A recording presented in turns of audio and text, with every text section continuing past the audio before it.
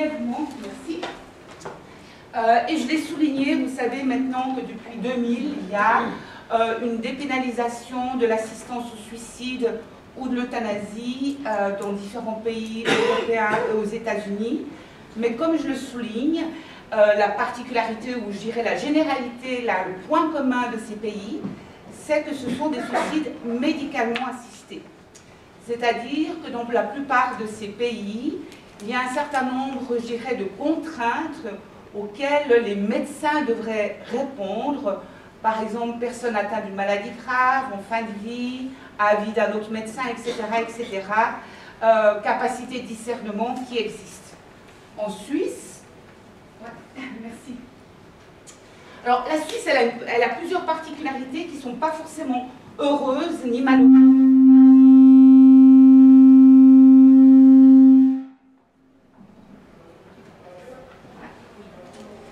La Suisse, elle a plusieurs particularités, c'est à peu près 9 millions de personnes, hein, donc c'est petit par rapport à la France.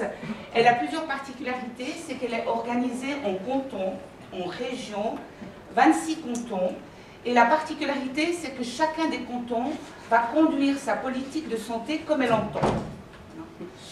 Donc c'est génial, par exemple le développement des soins palliatifs, ça a été génial dans le canton de Vaud parce qu'on a eu, je veux dire, des politiciens extrêmement motivés et alors qu'il n'y avait pratiquement rien dans le reste de la Suisse, on a pu développer un projet coordonné de soins palliatifs avant tous les autres cantons. Donc ça nous a donné la possibilité de lancer des initiatives et développer ces soins palliatifs bien avant d'autres cantons. Et puis, il y a quand même des politiques nationales, des lois nationales. Donc, à la fois, on doit répondre au code pénal fédéral de la Suisse, puis à la fois, il y a des lois qui sont spécifiques à chaque canton dans tous les domaines, notamment la santé. Une autre particularité, c'est qu'on a, et je vous le dis, parce que ça a un impact important sur les professionnels, mais aussi sur le grand public, et ce qui se passe au niveau des médias, c'est qu'on a une terminologie extrêmement confuse au niveau de la définition de termes comme euthanasie qui se distingue en euthanasie active directe, indirecte et passive, et assistance au suicide. C'est-à-dire l'euthanasie active directe, c'est ce que les autres pays européens parlent d'euthanasie.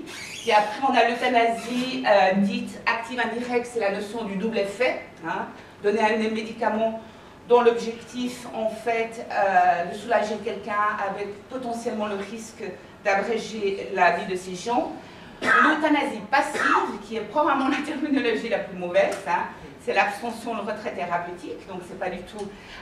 Et puis enfin, l'assistance au suicide, et encore une fois, c'est pas médicalement assisté, c'est l'assistance au suicide, c'est l'aide qu'apportera quelqu'un à une autre personne pour qu'elle se suicide, en lui fournissant des médicaments, en lui donnant les moyens aussi techniques ou logistiques pour se suicider.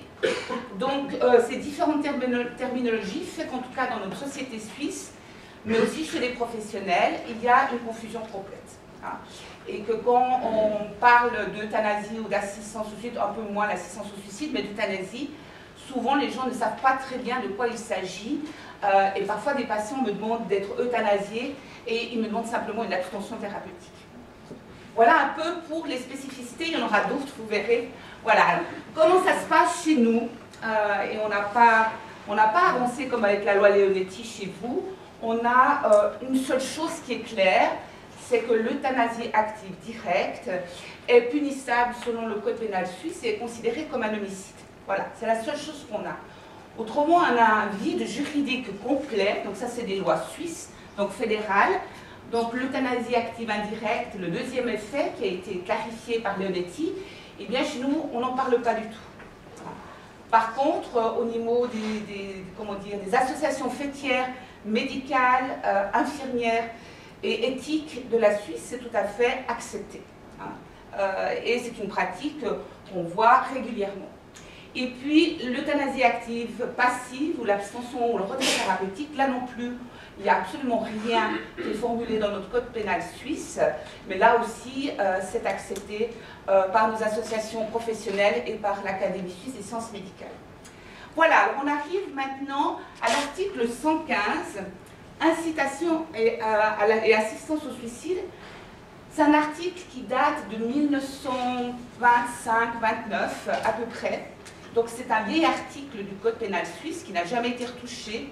Et pour l'instant, en tout cas, nos dirigeants au niveau fédéral ne veulent pas les toucher, qui dit que si on va aider quelqu'un, on va inciter quelqu'un à se suicider et l'aider dans son suicide pour des motifs égoïstes, c'est-à-dire si on va, par exemple, être les légataires d'une fortune, donc ça concerne surtout, eh bien, on va être poursuivi.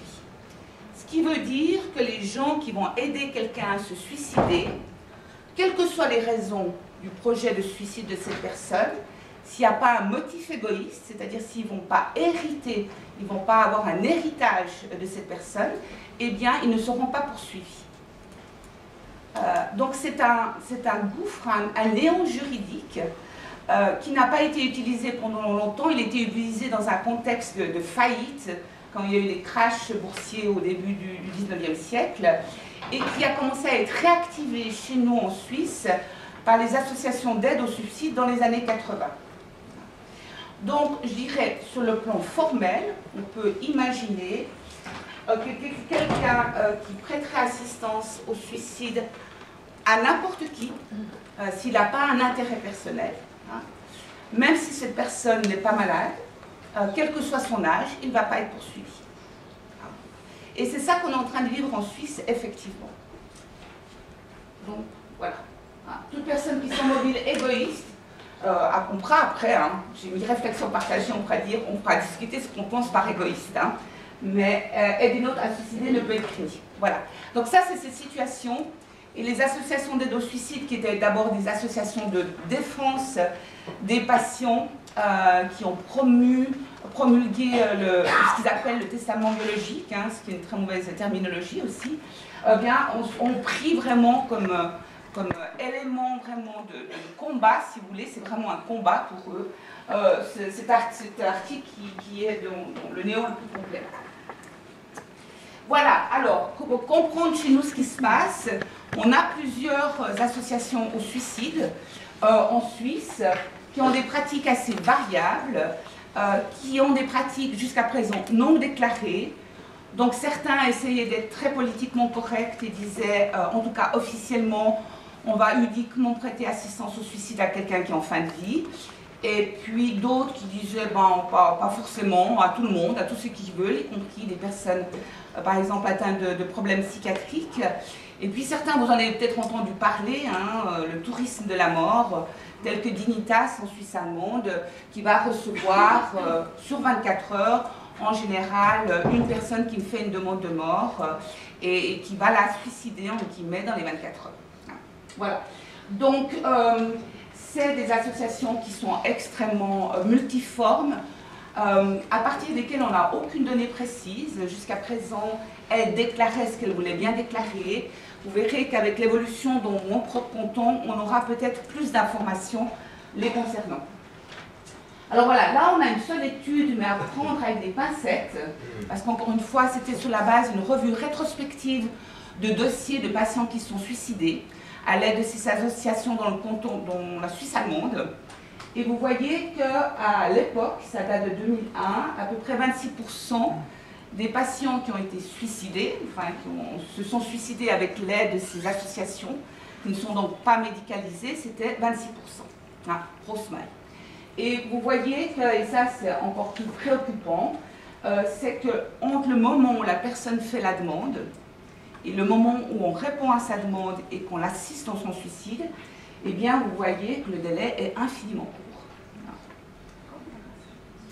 Un autre élément, ça c'est des chiffres qu'on a d'une étude plus récente, qui se passe aussi en Suisse allemande. On voit aussi que la tendance chez les personnes qui font une demande d'assistance au suicide, eh bien ça touche de plus en plus des personnes âgées qui ne sont pas forcément malades, qui ont peut-être un handicap ou qui ont une peur de perte d'autonomie. Et vous voyez que ce pourcentage augmente de manière assez importante ces dernières années. Et l'association en Suisse romande, qui est très médiatisée, qui soulève très politiquement correcte, a fait toute une campagne médiatique, il y a par exemple 6 semaines environ, pour dire nous allons maintenant aussi nous occuper des fatigués de la vie. Alors, je vous dis, c'est un début de matinée difficile. Hein. Oui, sûr. Voilà. Donc, ces associations sont extrêmement puissantes. Dans le canton de Vaud, on estime, canton suisse romande, donc Genève, le Saint-Fribourg, on estime à peu près que 10% des gens sont affiliés à cette association. Et il est assez fréquent dans mes contacts avec des patients, dans mes accompagnements, qu'on me dit « Ah, ben, je suis inscrit à Exit ». Voilà. C'est assez banal pour nous. On estime à peu près à 10% le nombre de gens qui sont inscrits à ce type d'association. On peut dire aussi que pour bénéficier des prestations de ces associations, on a une cotisation. Donc, c'est des associations qui sont riches, qui reçoivent des dons post-mortem aussi, hein, mais c'est des dons, ce n'est pas des légations. Et donc, elles sont extrêmement présentes sur le plan médiatique. Et il y a maintenant, actuellement, sur le plan politique, une forte pression, en tout cas dans les régions, une forte pression pour essayer d'aller de l'avant et de clarifier un certain nombre de choses. Au niveau fédéral, comme je vous disais, les politiciens, pour l'instant, ont décidé de mettre la tête dans le sable en disant si on fait des lois, un peu comme la loi de Leonetti, on risque de trop officialiser ces associations et leurs pratiques et ça va encore plus déraper. Alors d'autres disent mais si on ne met pas de loi, on ne les encadre pas et leurs pratiques, comme vous avez pu voir, qui peuvent être de l'ordre du dérapage, vont se développer encore plus.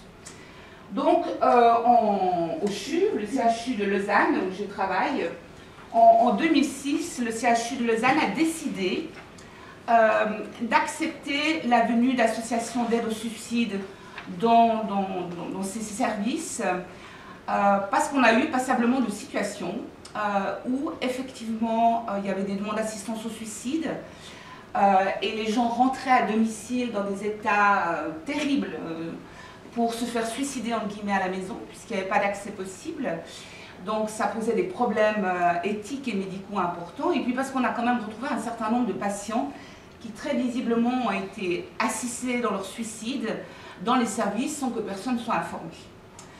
Donc en 2006, la direction du CHUV a émis une directive, je dirais, de l'hôpital, permettant l'accès à l'assistance au suicide selon certaines conditions. Donc, elle était la suivante, il fallait que ce soit une maladie avancée. Vous verrez que les termes sont assez ambigus, hein, mais voilà, c'était les limites. La demande devait être persistante. Persistante pendant combien de temps? Ça aussi, c'est des discussions qu'on pourra avoir après. Le patient était capable de discernement. Alors ça, c'était un peu plus simple, en tout cas en milieu hospitalier. Il fallait que l'intervention se fasse soit par l'association d'aide au suicide, soit par le médecin de famille, autant qu'il veuille le faire.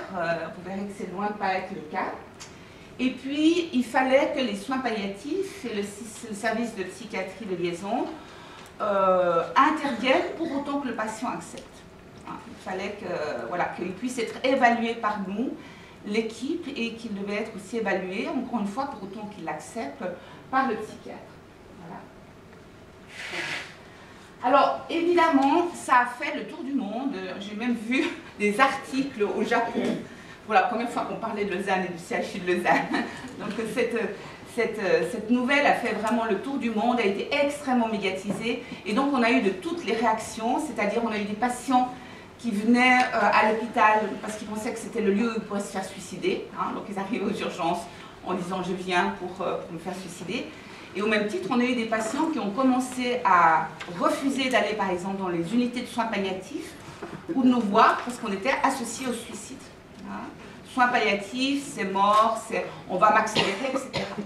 Donc on a eu vraiment des éléments extrêmement importants. Évidemment, ça a suscité une émotion extrêmement importante, tant chez les proches, les patients, les proches, mais aussi les professionnels. Et on n'a pas cessé, pendant plusieurs années, d'être interpellés par les familles, les patients et par nos collègues par rapport à cette directive. Et on s'est dit, mais qu'est-ce qu'on a à faire là-dedans? Si ce n'est que on est là, en fait, oui, ça c'est encore, on est là dans l'organigramme, on nous demandait de faire un bilan, de nous positionner par rapport à des offres de soins palliatifs. Et on s'est rendu compte, puisqu'il y a une commission à la fin qui jugeait si le cas était recevable ou pas, qui à un moment donné formulait, d'ailleurs le service de soins palliatifs trouve légitime la demande du patient. Alors que nous on disait, ben voilà, ce patient n'a pas de douleur, il y a une détresse, je dirais, existentielle, il refuse de voir le psychiatre, etc. Donc on avait l'impression aussi d'être manipulé et utilisé pour une problématique où on se disait, mais est-ce qu'elle nous concerne vraiment en termes de prise de décision, de positionnement ou pas, en termes professionnels, on est d'accord, de se positionner, enfin de réfléchir aux bénéfices, enfin aux offres qu'on peut faire pour un patient, mais par rapport à l'acte lui-même, ça nous questionnait beaucoup. Donc on s'est arrêté, parce on avait des avis extrêmement divergents, donc on s'est arrêté, et on a commencé à travailler, et vous verrez qu'on a travaillé pas mal de temps, parce qu'il y a eu une longue période où on a dû s'accorder les uns les autres. Ça avait l'air simple au départ de dire, bon voilà, on va se faire une directive de service qui va permettre à chacun d'avoir une attitude cohérente et qui répond aux valeurs du service.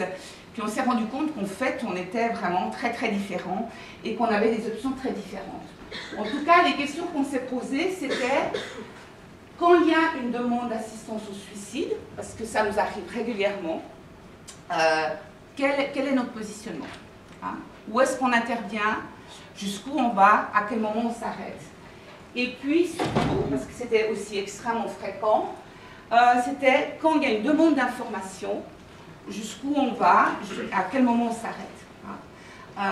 Beaucoup de gens nous demandaient l'adresse d'exit ou des choses comme ça, donc on s'est dit, mais où est notre rôle professionnel et à quel moment on s'arrête. Et donc on a commencé à ce travail, parce qu'on se sentait vraiment extrêmement mal, puis on sentait qu'il y avait des mouvements de part et d'autre de l'équipe. Voilà. Donc l'idée, pour nous, c'était d'essayer de définir des principes et des règles qui guideraient nos pratiques en tant que service de soins palliatifs dans cet environnement, je dirais, hospitalier, qui permettait ce type de pratique et de vraiment de cadrer, si vous voulez, nos responsabilités et de voir où on décidait de s'arrêter ou pas. Comme vous voyez, ça nous a pris du temps parce qu'il a fallu installer un climat de confiance dans notre service. Ça sous-entendait à un moment donné que les gens puissent s'exprimer vraiment librement. Il a fallu aussi, à un moment donné, on avait un patron qui était très anti-suicide assisté, donc les gens n'osaient pas s'exprimer, donc il nous a fallu pas mal de temps pour essayer d'avoir une élaboration qui soit consensuelle, où on se retrouve tous d'accord, et c'était la secrétaire, enfin c'était tous les membres de l'équipe de soins palliatifs qui étaient impliqués dans cette démarche. Et puis après, parce qu'on n'est pas des éthiciens, on est des cliniciens, des gens du terrain, on a fait appel au responsable de l'éthique clinique du CHUV, qui nous a aidés à formuler de manière plus claire encore. Il disait, mais ça, ce que vous dites, on ne voit pas ce que vous voulez dire, etc. Donc on a travaillé avec lui une année à clarifier vraiment la formulation de notre positionnement. Et puis on a pu finaliser cette directive de service qu'on a transmise à la direction du CHUV, qui en a pris acte et qui l'a accepté. Alors le contenu, là on est tombé d'accord. Alors on parlera après de ce qui est les valeurs institutionnelles, les valeurs des soins palliatifs et nos valeurs individuelles, puisqu'il y a de grandes variations. Mais en tout cas, là on a trouvé un consensus qui nous a permis d'avancer, c'est qu'en tant que professionnel des soins palliatifs, on se référait aux valeurs des soins palliatifs. Là, il y avait un consensus clair pour nous tous, qu'on soit pour ou contre ce qui se passait par ailleurs au niveau du suicide assisté.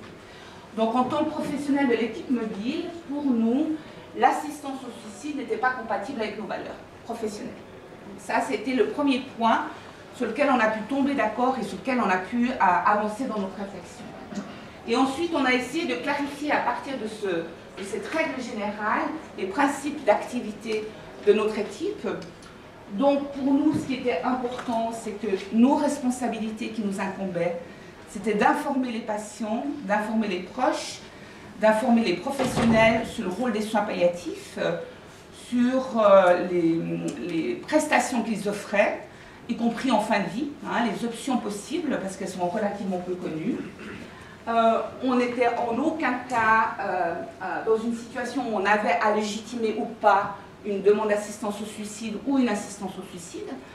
Donc on récusait vraiment la demande de la commission qui voulait qu'on légitime. Donc là on a dit qu'on n'avait pas d'implication dans la légitimité. On n'était pas non plus responsable du suivi de la directive institutionnelle, donc c'est qu'on n'avait pas à former, à enseigner quand nos collègues étaient face à une demande d'assistance au suicide. On a décidé à ce moment-là qu'on les référait à leur hiérarchique, à leur supérieur hiérarchique. On n'avait pas de participation active en tant que professionnel à une assistance au suicide. C'est-à-dire qu'en tant que professionnel, on n'avait pas à intervenir. Vous verrez qu'après, il y avait aussi des positionnements personnels, c'est-à-dire un patient avec qui on a des liens très très forts. Est-ce que le jour il se suicide dans un service hospitalier, est-ce qu'on y va ou pas? Donc là, on a pris la décision que si quelqu'un avait un lien particulier, il pouvait le faire, sous réserve d'enlever sa blouse, par exemple, hein, que c'était une démarche personnelle individuelle. Et puis que quel que soit, alors ça c'est extrêmement important, et là dans la discussion je pourrais vous raconter plein d'anecdotes qui sont extrêmement importantes pour moi, parce que j'ai beaucoup appris de ces patients qui ont fait des demandes de mort. C'est quel que soit le devenir de la demande, hein, qu'elle aboutisse ou pas à une assistance au suicide, les liens avec ces personnes étaient préservés jusqu'au bout. Voilà. Et ça me paraît d'autant plus important, là je suis un peu moins factuelle, mais ce que j'ai vu souvent de la part des soignants, et je les comprends, parce que mes premières demandes auxquelles j'ai été confrontée, j'ai été stupéfaite, hein, l'état de stupéfaction. Et je vois encore beaucoup maintenant, parce que c'est heureusement des situations encore rares, les soignants sont dans un tel état de stupéfaction que souvent il y a rupture du lien avec le patient. Soit ils ont peur de l'influencer en disant mais non, fais pas ça, donc ils essayent d'être très respectueux, soit au contraire ils ont peur d'influencer le patient par leurs propres valeurs, et dans tous les cas, on voit que souvent le patient reste seul. Il y a comme un grand vide qui se fait autour de lui, et souvent ça augmente terriblement la souffrance du patient. Je ne parle pas des familles, ça va dépendre des familles, etc. Donc pour nous, un point vraiment essentiel, c'était que quelle que soit la demande du patient, etc., et maintenant j'en vois régulièrement en ambulatoire, je vous raconterai peut-être des anecdotes quand on parlera ensemble, mais beaucoup évoquent la question d'Exit, beaucoup ont déjà fait une rencontre par exemple avec Exit, et ils sont très inquiets de nos réactions, et de pouvoir les tranquilliser en disant mais voilà, c'est votre choix, c'est vos valeurs, voyons si on peut faire quelque chose pour vous, et en tout cas nous on restera aussi longtemps que vous voulez à vos côtés. Et ça a un effet extrêmement fort pour ces gens qui tout d'un coup se sentent plus rejetés. Voilà. Face aux proches, face à une demande d'information formulée par un patient proche, donc là on est dans une situation vraiment où on est appelé, c'est-à-dire où c'est des cas fréquents d'appel, hein, pour l'équipe mobile intra-hospitalière, ben, on va faire ce que tout palliatologue devrait faire, c'est-à-dire on va remplir nos responsabilités professionnelles, c'est-à-dire d'essayer de comprendre l'origine et les motifs de la demande, d'autant plus que, comme je vous disais, ces demandes, elles ne sont pas toujours très explicites, hein, ou elles font appel, en raison de la confusion de la terminologie, à autre chose que ce qu'on imaginerait. C'est à explorer les craintes à l'égard de l'avenir. Ça, vous savez, il y a beaucoup de gens, moi je vois beaucoup de gens qui ont vu par exemple un proche mourir avec un OAP ou une autre symptomatologie pénible à voir, hein, au moment de l'agonie, et qui craignent que ça leur arrive. La question de l'acharnement thérapeutique, évidemment, est aussi omniprésente chez nos patients, etc. Donc la question des craintes est vraiment un point extrêmement important. C'est là aussi la possibilité d'aborder des options thérapeutiques qu'on peut leur proposer en fin de vie, hein, y compris la sédation palliative. La connaissance des options thérapeutiques disponibles, bon ça va avec les options des soins palliatifs, et puis évidemment toute cette évaluation multidimensionnelle qui est notre pain quotidien à nous tous. Je travaille beaucoup ça maintenant de manière anticipée, c'est le cas de dire, avant même qu'il y ait une demande de mort, chez les patients qui veulent faire des directives anticipées. Et en fait, je ne fais pas tout de suite des directives anticipées, c'est un autre sujet, mais ça me passionne ces temps. Donc je vous en parle. Je travaille sur ce qu'on appelle le planning anticipé. Et en fait, j'explore avec le patient plutôt ce qu'il veut que ce qu'il ne veut pas. Et j'explore plutôt des valeurs que des aspects médico-techniques. Donc, je travaille avec un jeu de cartes. D'ailleurs, ils se marrent souvent, les patients, que je dis on va jouer aux cartes. Avec un jeu de cartes qui présente une quarantaine de valeurs essentielles dans la vie d'un être humain. Et on travaille sur ces valeurs et on regarde quelles sont celles qui sont prioritaires pour la personne et celles qui ne sont pas du tout prioritaires. Et c'est un outil de communication. Je dis de communication parce que ça va vraiment dans les deux sens, absolument extraordinaire. Et souvent, toutes ces choses-là qui peuvent être à l'origine d'un désir de mort, souvent sont travaillées, explorées sur plusieurs semaines. J'ai la chance de voir parfois des patients sur plusieurs mois. Et ça, c'est des éléments extraordinaires. Donc voilà, ça, on disait, c'est notre responsabilité en tant que professionnel. Quand quelqu'un a une expression de désir de mort, il y a très probablement une détresse. Et notre responsabilité en tant que professionnel, c'est d'essayer de l'identifier et dans les mesures de nos moyens, parce qu'on n'est pas tout puissant, d'essayer de voir si on peut la modifier ou pas. Et cette détresse, elle peut être physique. Alors quand c'est physique, c'est assez simple. Une douleur qu'on arrive à soulager, en général, c'est rare que le désir de mort persiste, mais effectivement, quand vous avez des détresses existentielles, spirituelles, ben voilà, c'est un long travail d'accompagnement qui suffira peut-être pas à aider la personne.